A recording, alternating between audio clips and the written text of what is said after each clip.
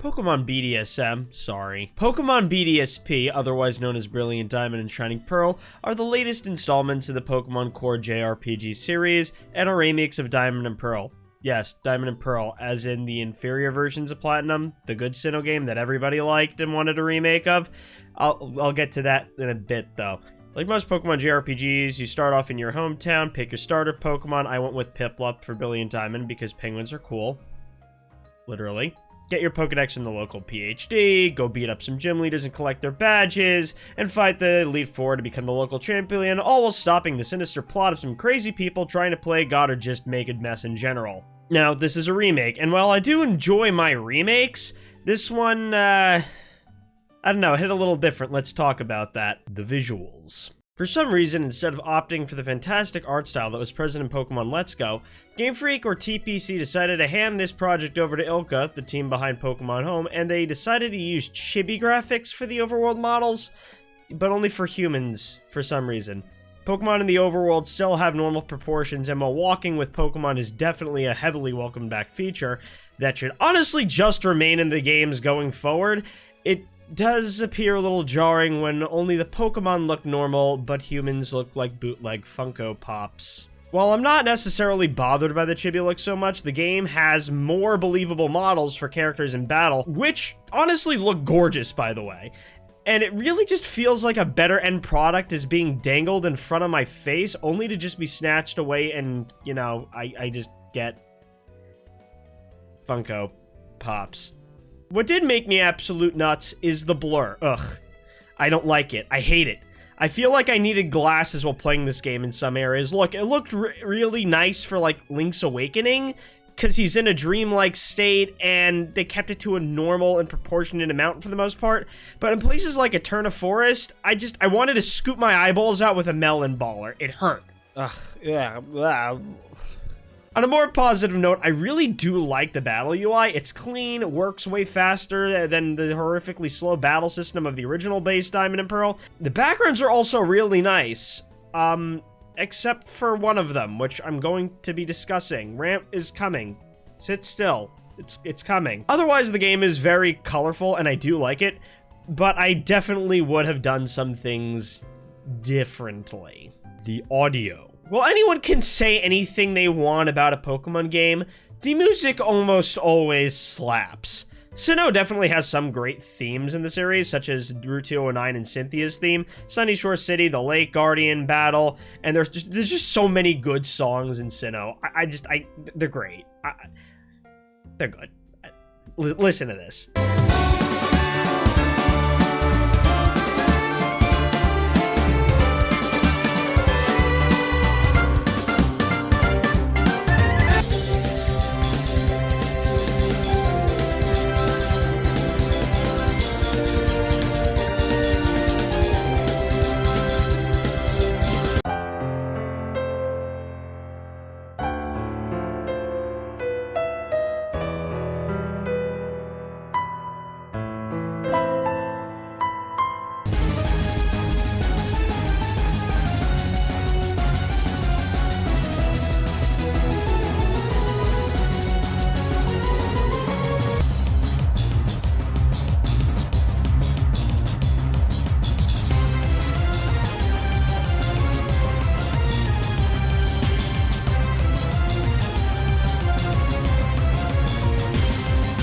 Another thing I noticed in this game is that Pokemon now have slightly different cries when they faint rather than just being lower pitched, and I actually kind of like that. Please keep that. Keep that going forward. However, they did leave out a very important song. Again, Rant coming. Sit tight.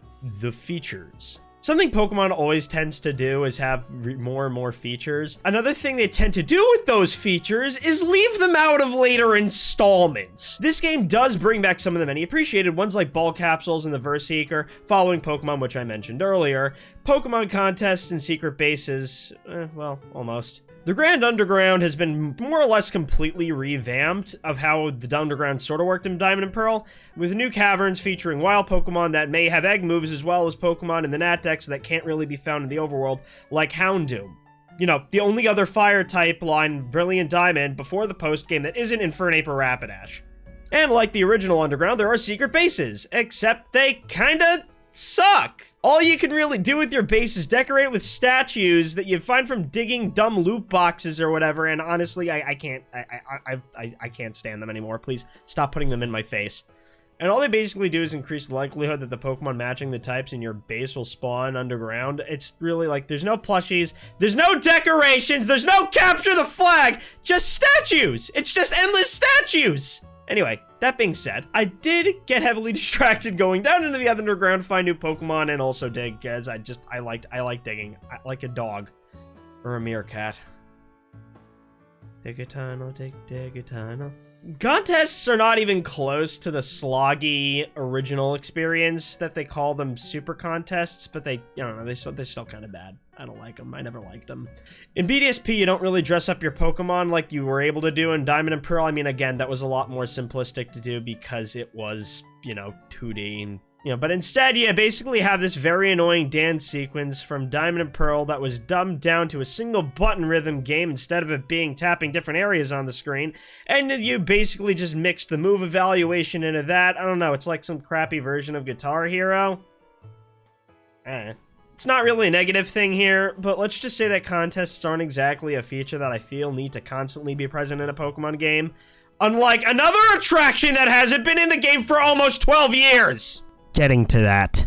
The difficulty. When many people are bothered about the Sinnoh decks and the fact that Ice-type Gym Leader Candace uses a Medicham that's running Ice Punch, that last part is actually something I kind of want them to do more of in Pokemon games. I like that gyms don't actually strictly follow a type, but rather a theme. Types in Pokemon gyms have been an overused concept since the beginning, and while, yes, I do feel like gym leaders should definitely use a type of their specialty, I really like it when you are able to go in to a gym and not be able to get away with just mashing one move. It actually forces the player to actually build a bit more creatively and use other things. Because, you go into an Ice-type gym, you bring a bunch of Fire types or... Oh, wait, you don't have those. You bring whatever, Fighting types, and you have to fight another Fighting type that might have Psychic moves. Cool, you have to bring a Flying type, which is weak to the gym. You have to, improvise. I like that. Do more of that. That's cool. Do more of that. And on that note, whoever designed the AI for this game really went nuts with the Elite Four because holy crap, they were actually challenging this time and the champion actually managed to knock out my team. Pokemon BDSP almost had the perfect difficulty level as Pokemon games go, which unlike many JRPGs isn't really meant to be a huge challenge because it's Pokemon. If you want a challenging JRPG, go play Persona, go play Final Fantasy, go play literally any other JRPG. Pokemon's rated E for everyone, they mean it. And there's also the matter of the EXP share always being on. Well, for some reason, they made TMs breakable again. Well, at least we have the new Pokechap, so we're not forced to have B-Barrel take up a slot of our team, which was a huge problem in base DP. Now hidden moves are no longer an issue. Congrats, guys. You found the answer to keeping exploration in Pokemon games without forcing HMs onto team members. Now keep it for Gen 9 onwards. The post-game. Sinnoh has a fairly decent post-game, definitely not the best, but also not the worst, but Platinum is really what made Sinnoh have a really iconic post-game. You have some legends to hunt down, the Pokeradar shiny hunting shenanigans, some post-game daily activities like gym leader rematches and swarms. You got the Battle Resort Island, which got some stuff on it like Heatran and the... Oh, right. Well... You've been waiting for it. Here's the rant. They left out the battle frontier again! And guess what? Heatran and Giratina have boring battle backgrounds that ruin the immersion because they're in a volcano and a room respectively, but they still use that generic cave background with the damn mine shaft in it. There's only 2 mines in the game. You literally have a proper lava background in the underground. You could have used that for Heatran. You could have used the spacious cave run for Giratina. You didn't have to have it's immersion breaking. Why? What also pisses me off is they didn't put in the Distortion World dungeon like I had hoped. Hoping doesn't do anything for you anymore today. Welcome to whatever this is. They just put in a Distortion Room with the Shadow Giratina battle, which I guess is cool, but that should have been how we encountered Giratina in the main game. Honestly, what they should have done was just keep the Platinum storyline, especially considering what they did with Eternatus and Sword and Shield, how you literally catch it before you catch the Pokemon on the box, which they did in the post game. They could have just as easily done that here. They could have just kept the Platinum, storyline. Have Giratina interfere at the Spear Pillar, go into... Shut up. They could have just had Giratina show up at the Spear Pillar, ruin Cyrus's day, drag everybody into the Distortion World, and then just continued on like that, and then just battle Dialga and Palkia in the post game just like it was a Platinum. They could have done that, and nobody would have been against it. And it could have fit. It really could have. You just... Okay. Dialga shows up in Brilliant Diamond. Giratina ruins his day. Palkia shows up and just, I don't know. You could have made it not suck, but you did make it suck. I don't know. There should have, at the very least, they should have put a Distortion World portal in the Turnback Cave, and they didn't. Moving on. Another problem, the Regitrio don't appear in their locations from Platinum, but instead in this stupid Ramadas Park, which I have to keep digging for these stupid shards that are only accessible in the underground. And I don't know why. Like, they also don't even have their iconic music. What's a Allergy Battle without the iconic music? Anyway, there's that. Looker's not in the game. Charon isn't in the game. Gen 5 to 8 aren't in the game, but, not even just Sylveon. You could have just put in Sylveon. That would have been so fine. Okay, you want to leave it to the original 4. Fine. Put in Sylveon. There's no ranked ladder or proper online battle stadium. VDC is dying, you fools. And then the problem with the music. They didn't even use the Battle Frontier Brain theme for Promer, and instead just reused Cynthia's theme for him, despite the fact that they clearly acknowledge Platinum exists with the Gray City of Flower Girl, Rotom's Appliance Room, the fake Giratina Origin Battle, and Platinum box arts inside the box system. The fact that just changing some of these things would have made the game S tier, but all we're left with is this. Whatever we got, it hurts.